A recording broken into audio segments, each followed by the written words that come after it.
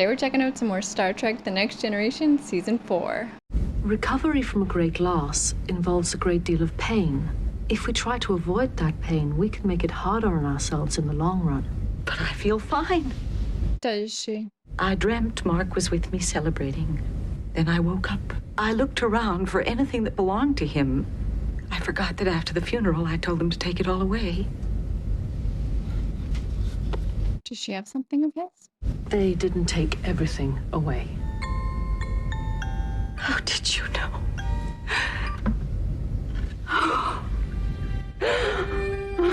Troy knows it all.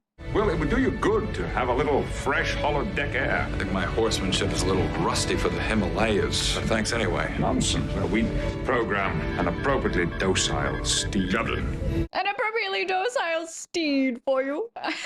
Something did appear directly in our path. Deflector shields are not encountering elevated levels of interstellar matter. Is she the new Wesley? I promise I'll come by and see you tomorrow.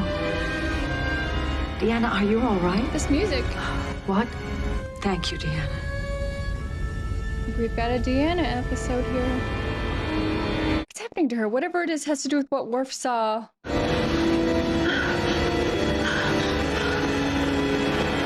Girl, call somebody. To seek out new life and new civilizations. To boldly go where no one has gone before.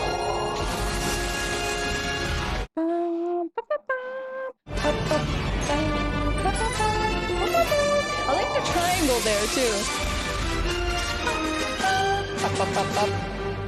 All right, let's do it. The resumption of our present course at Warp 6 will place us in the Talib Beta system in 6 days, 13 hours, 47 minutes. What, no seconds? I have discovered, sir, a certain level of impatience. You all seem However, annoyed. if you wish. No. Minutes is fine. I like that they took on pause there to address that. That was good. I have noticed you all hate it. All decks reporting. Minor injuries only, sir. Damage. None, sir. Weapons and shields normal. Go to yellow alert. Is this something they can't see? Something is pulling us. Romulans? Cloaked? Oh! Maybe Troy's just doing it with her mind. Troy to Dr. Crusher. Yeah, Crusher, get in here. Yes, Deanna? Beverly, I'm feeling very dizzy. Lie down, breathe deeply, and stay calm. I'm getting calls from all over the ship. I'll be there as quickly as I can. Hers was before, though. There's nothing wrong down here. The engines are fine. Integrity field stress exceeding 82 million kilodimes. Recommend immediate shutdown, sir. Make it so, Ensign. Make it so. And engage in it, make it so. I'll take it. Well, when I first called you, I was feeling intense pain. Now it's gone, but I'm feeling a bit foggy. I'd like to take you to sickbay and run an internunциal series on you. An internunциal? Nothing, I'm fine. Troy always says she's fine, even when she's not. Tactical sensor readings are indeterminate. They don't even give us enough for an educated guess. And yet all of our sensors are operating properly. Can there be an intelligence at work here? It would seem so. Counselor, do you sense a life form out there? No, I don't think so. There's nothing. Nothing. I sense nothing.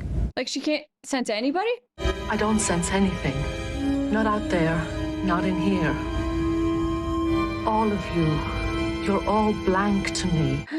She lost her Betazoid powers. Can you treat it? I'm not sure. I have to review the database on Betazoid neurophysiology. The Betazoid brain has a remarkable ability to heal itself. This condition could just reverse itself in time. Sure, or like neuroplasticity. There are several people on board who have degrees in psychology who are qualified therapists.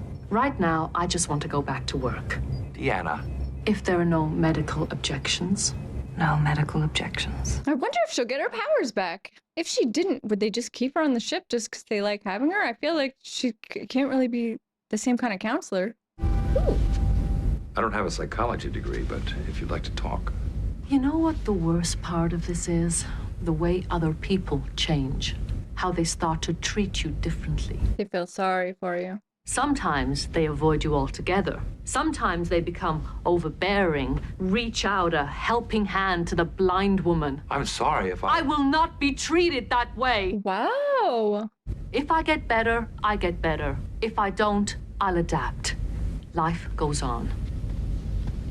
She is upset. I really have to finish this. I have some appointments this afternoon.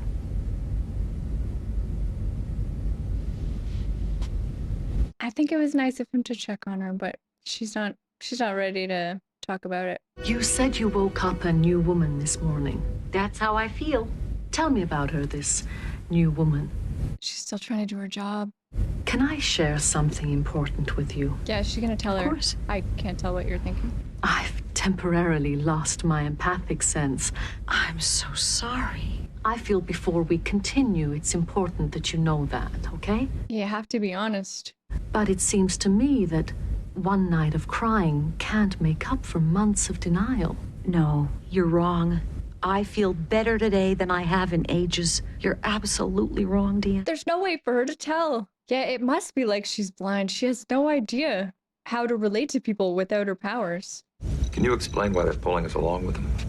Somehow they're able to polarize the graviton field as they move about. We're caught in the wake. Gravity. The best idea for now is to try a controlled overload of the warp drive. Jump directly to warp 6. The laws of a 3-dimensional universe say it should work. Don't know about a 2-dimensional universe, though. Has he got an idea? I would like to investigate this further as soon as we're free of the graviton field. It's a shame we can't tell if they're sentient. What do you mean by that? She's gonna take it personally. I'm doing the best that I can. That wasn't a dig. Miss LaForge will attempt your warp jump as soon as you're prepared. That'll be all. She feels useless. Counselor. He's gonna have to speak to her, I think. How are you feeling? Beverly, I can't do my job. I'm absolutely lost. You have to do something. I cross-referenced your scan results with the baseline files in the computer. She is very scared. And so far, the lab work is inconclusive. Inconclusive? What does that mean? There is nothing I can do now. I am still trying. How do you people live like this? Right? That's just how humans are. We have no idea what anyone's thinking. If our positions were reversed, I wouldn't have been in here treating skinned elbows while you were lying passed out on your office floor. She's blaming her. She is having a meltdown. But she's super scared.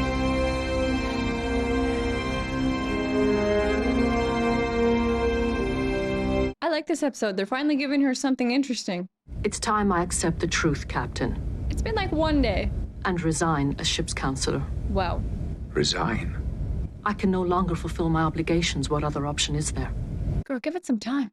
I've been fortunate to have access to your Betazoid abilities. Most starship captains have to be content with a human counselor. Is that right? I didn't know that. Okay. Empathic awareness is not a requirement of your position. I see.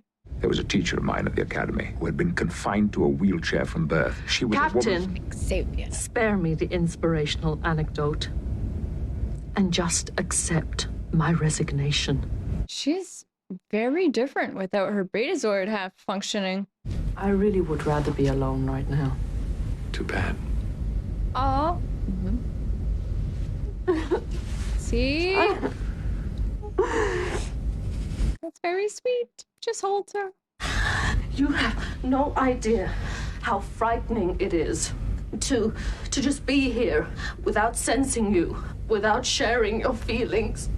I mean, that's how humans experience it normally, but I see her. I'd always thought there was something a little too aristocratic about your Betazoid heritage. As if your human side wasn't quite good enough for you. LaForge to Riker. Go ahead, Geordi. We are ready to attempt a controlled overload jump to warp 6. Acknowledged. I'm on my way to the bridge. I'll check in on you later. Really, you don't have to. He cares about her. Setting new course at optimal shearing angle. Bearing 217 Mark 203. Engaging impulse Maybe this will give her a little more now. insight into what it's like to be a human, though. Miss LaForge, go to warp. Aye, sir.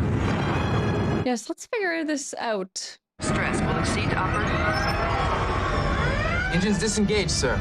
The energy we wanted to transfer to the nacelles was absorbed by the graviton wake instead. It set up a torsional wave that rebounded back. A torsional wave?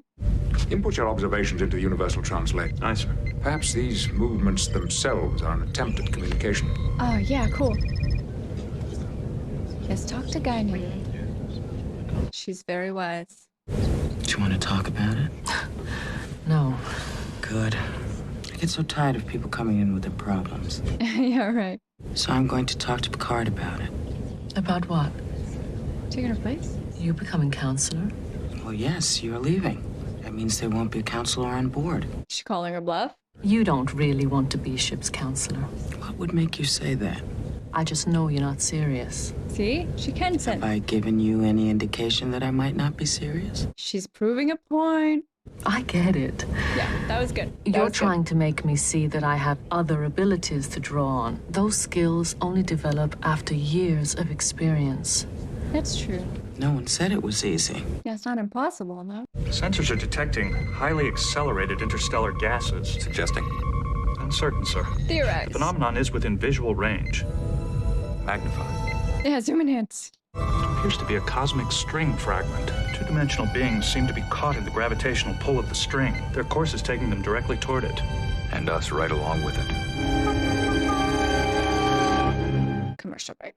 A cosmic string.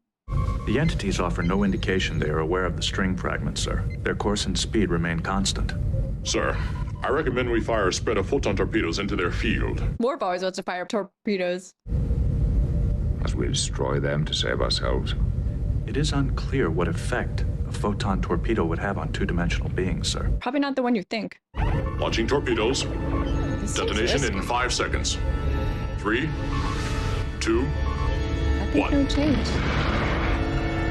Didn't show it this time. Matter-antimatter explosions appear to be ineffective, sir. I like that we stayed on him. You were right about me. You made me realize I was doing exactly the same thing to myself as I was before, trying to hide from the pain. Maybe you couldn't sense what I was feeling, but you helped. There you go. Just playing with the crystal, as you do when you're thinking. It's thinking crystal. The cluster remains completely unresponsive. We have not been able to alter its course towards the cosmic string fragment. I wish I knew how to help, Captain. But under the circumstances... If there is a psychology to these creatures, we must discover it. If there is an explanation for their behavior, we must know what it is. Data is in observation, attempting to formulate a strategy. I want you to join him. I hope she can solve it just herself. Right now, I feel as two-dimensional as our friends out there. In the universe, but barely aware of it. Just trying to survive. Maybe she can relate to them. What if they're simply acting instinctively? There are inherent inborn forces in every species. We have to discover what drives this species. We can speculate. Theorize. It is unlikely they would intentionally move toward a destructive force. Moths fly toward a flame. Fair, actually. Data, don't you see? We've been thinking in 3 dimensions. We have to get 2-dimensional. How? Pardon me? Does not compute. If Counselor Troy's supposition is correct, a replica of the string projected behind the cluster could induce them to reverse course, I see. disrupting the graviton wake long enough for us to escape. Yeah, good call. How much time do we have, Mr. Wolf? 23 minutes, sir. Make it so.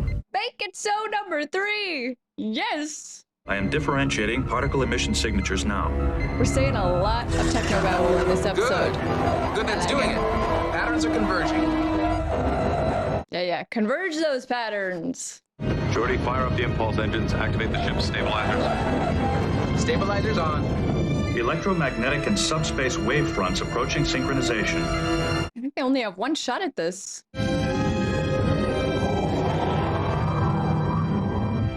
The beings have resumed their course into the string. 3 seconds to impact. What is it? Is she getting her powers back? What? The dudes just stand up. They love her so much. They care about her. It's all right. They're home. The cosmic string was never dangerous to them. It was the one place in the galaxy they most wanted to be. I sensed it. Woohoo! I wonder what would have happened if she didn't get her powers back. Oh, Beverly. Apology accepted. Therapists are always the worst patients. Except Right? for doctors, of course. Yeah. Come by and see me at my office later. I'm glad she said sorry to Beverly. Now, is that counselor position still open aboard ship? Heck no. It's been taken. I just thought I'd ask. Better hours. Excuse me. She's just gonna be a bartender for life. I feel that girl. Welcome to the human race. By the way, on. the next time you call me aristocratic, No kiss. I've said it before though, I think they hook up on the side. I don't think it's a big deal at this time in space. Okay, that was season 4, episode 10. I don't think there are a ton of Troy fans out there, but I liked it. I liked Troy as a character. It was nice for her to have something to do in this episode that was a little more interesting. I hadn't really given any thought to just how integral her powers are to her sense of identity. Losing that power would completely throw her off. I feel like maybe a lot of people are gonna think that she's just sort of throwing a tantrum through this whole episode, but I feel like it's a relatable enough idea that something can happen to you where you lose your sense of identity. And I mean, they compared it in the episode to a disability or, you know, losing a limb or going blind or something like that.